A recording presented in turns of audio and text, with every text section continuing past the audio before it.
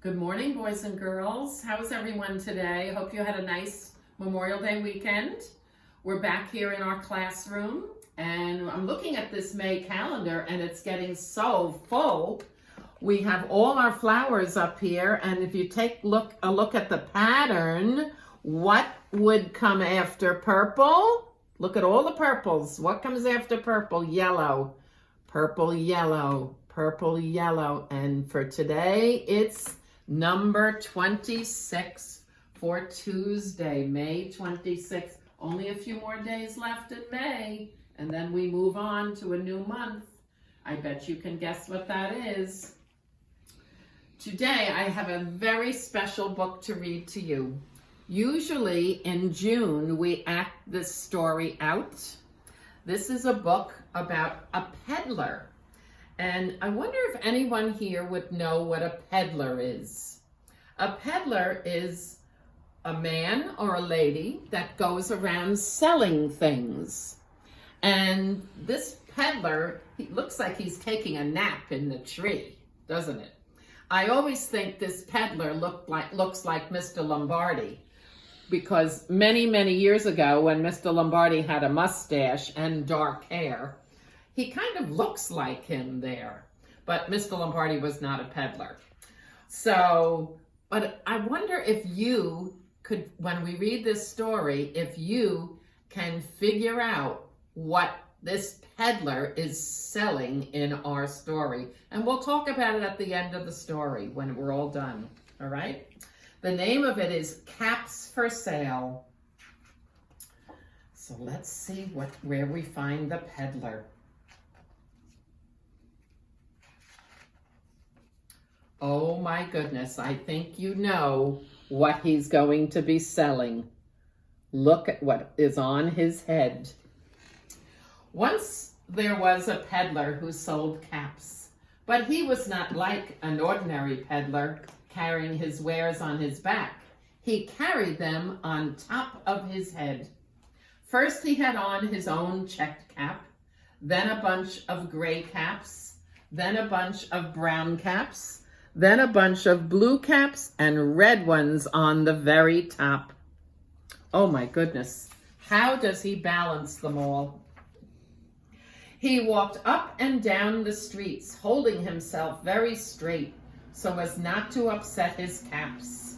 As he went along, he called, "Caps, caps for sale, 50 cents a cap." One morning, he couldn't sell any caps. He walked up the street and he walked down the street calling, "Caps, caps for sale, 50 cents a cap." But nobody wanted any caps that morning. Nobody wanted even a red cap. He began to feel very hungry, but he had no money for lunch. "I think I'll go for a walk in the country," said he. And he walked out of town slowly, slowly, so as not to upset his caps.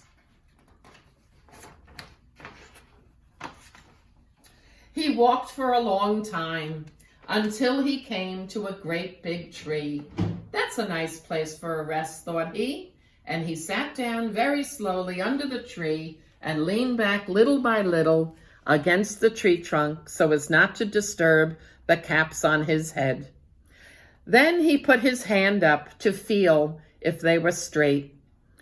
First his own checked cap, then the gray caps, then the brown caps, then the blue caps, and the red ones on the very top.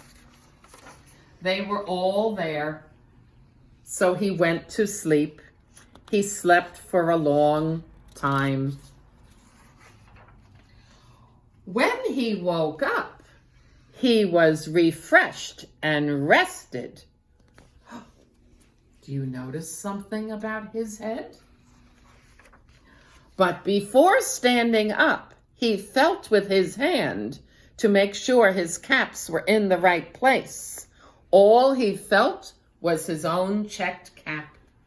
Oh my, where are his caps?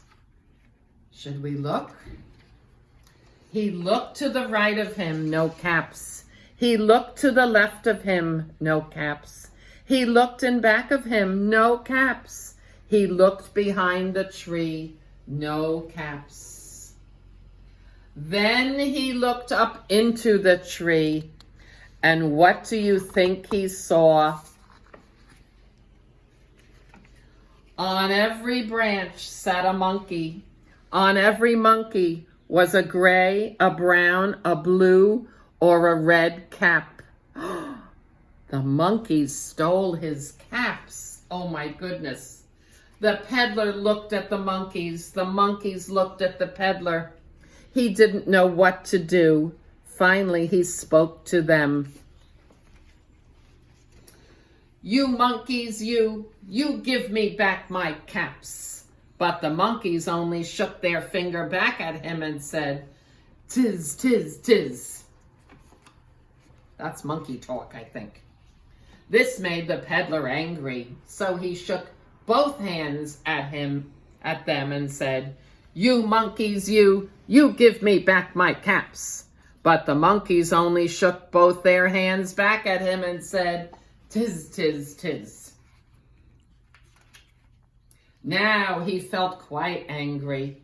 He stamped his foot and he said, You monkeys, you better give me back my caps. But the monkeys only stamped their feet back at him and said, "'Tis, 'tis, 'tis."